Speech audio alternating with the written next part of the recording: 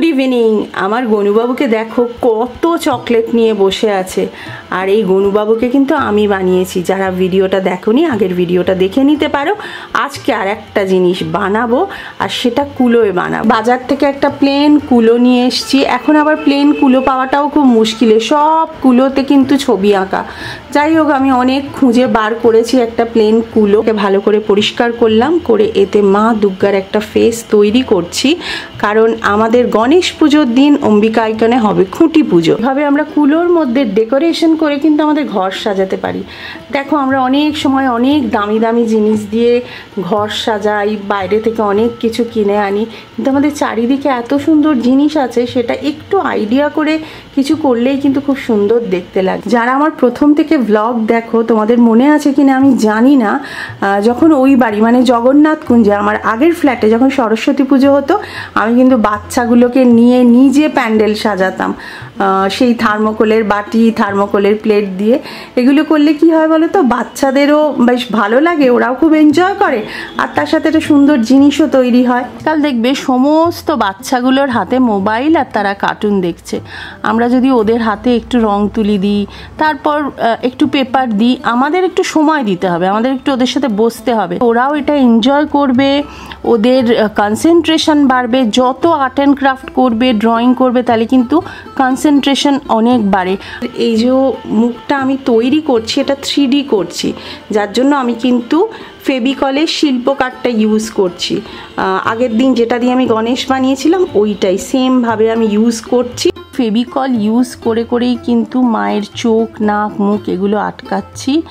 আর অবশ্যই জুয়েলারি তো আমি বানাবোই, তাই 3D এফেক্টটা আমি জুয়েলারিতে দেবো। তো জুয়েলারিগুলোও কেমন হচ্ছে সেটা জানিও, কিন্তু এটা আমার মেন অ্যাট্রাকশান।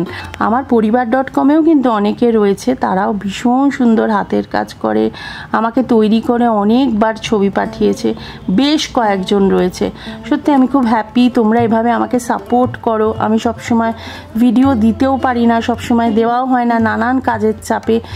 তাও আমি একটা ভিডিও আপলোড করলে তোমরা এসে দেখো, তোমরা কমেন্ট করো। সত্যি কথা, আমি অনেক ব্লেসড। আমি মনে করি যে তোমাদের অনেক ভালোবাসা আমি পেয়েছি।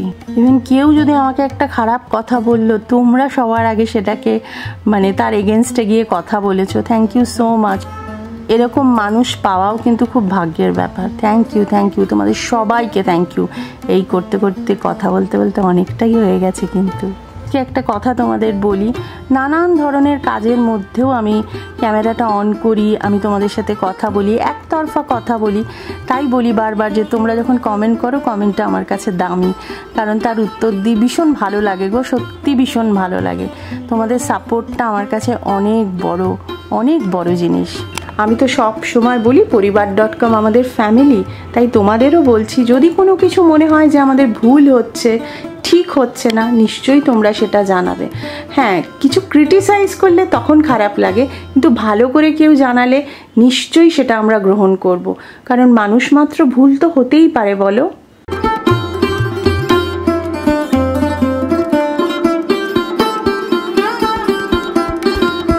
মা পুরো সেজে গুজে রেডি। এই যে ফাইনাল টাচ দিয়ে নিয়েছি, নাকের নথ, কানের দুলে একটু মুক্ত বসিয়ে দিয়েছি। গণেশ পুজোর দিন মানে বুধবার অম্বিকা আইকনে খুঁটি পুজো হবে, তাই জন্য এই যে বাঁশের ওপর এটা লাগানোর জন্য বানিয়েছি। তোমরা কিন্তু অবশ্যই জানাবে কেমন হয়েছে। Good morning. আজকে মঙ্গলবার, আমি কুলোর মধ্যে মা দুর্গা করেছি, সেটা তো তোমাদের সাথে শেয়ার করছিলামই, আর ভিডিওটাও আমি শেষ করে দিয়েছি। আমি ক্লিপিংস দিয়ে দিচ্ছি, দেখো। তারপর করার পর না মনে হচ্ছে কি একটা যেন মিসিং লাগছে, ঠিক লাগছে না। সবাই বলছে ভীষণ সুন্দর হয়েছে। আমি মানে আমাদের ফ্ল্যাটের গ্রুপে পোস্ট করেছি, সবাই বলছে দারুণ, কিন্তু আমার তো খুঁতখুঁতে বাতিক। আমার মনে হচ্ছে আমি ঠিক করিনি, কিছু একটা করিনি, কি করিনি। এবার আমি কমপ্লিট করেছি, এবার তোমরা দেখো। আর আমি তো সব ব্যাপারে ভীষণ খুঁতখুঁতে। আমার মনে হয় কিছু ব্যাপারে খুঁতখুঁতে আমি থাকাটা রাইট। তোমরা জানিও ঠিক কিনা, তবেই জিনিসটা সুন্দর হয়। আমার মনে হলো এই আকাশের মাঝেই মায়ের ছবিটা সব থেকে ভালো লাগবে। এবার কিন্তু তোমরা জানিও কেমন হয়েছে। একটু গোল্ডেন পেপার দিয়ে ডেকোরেশন করে দিয়েছি। যে মায়ের মুকুটে যে কাজটা করেছি, এটা জাস্ট রাংতার যে পেপার আছে ওই দিয়ে করেছি। এই যে পোর্শনটা মিডলের, এটা আমি করেছি হচ্ছে চামচকে মুড়ে, ওই যে কাঠের চামচগুলো পাওয়া যায় না, সেটা দিয়েই করেছি। আজকের ভিডিওটা এখানেই শেষ করছি। যদি তোমাদের কিছু ভালো লেগে থাকে প্লিজ যারা এখনো সাবস্ক্রাইব করনি সাবস্ক্রাইবটা করে দিও। আমার মনে হয় মায়ের জন্য একটা করে লাইক একটা করে কমেন্ট আমার প্রাপ্য, আর তোমাদের প্রত্যেকটা কমেন্ট আমার কাছে খুব দামি। আজকের মতো টাটা, ভালো থেকো।